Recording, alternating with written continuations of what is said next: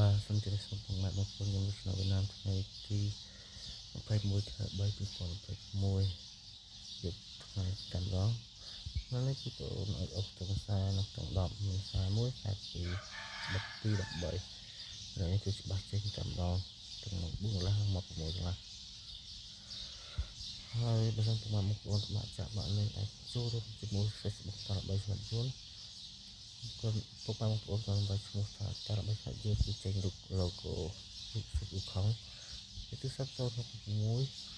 992 លេខគឺច្បាស់ជូនពុកម៉ែបងប្អូនតាមម្ដងបងប្អូនមានអង្គសំជូនតនៅតាមដានយូធូបរបស់ខ្ញុំជួបតែសំណាងអស់ហេហេក៏គ្នាផងដែរសូមអរគុណសូមគោរព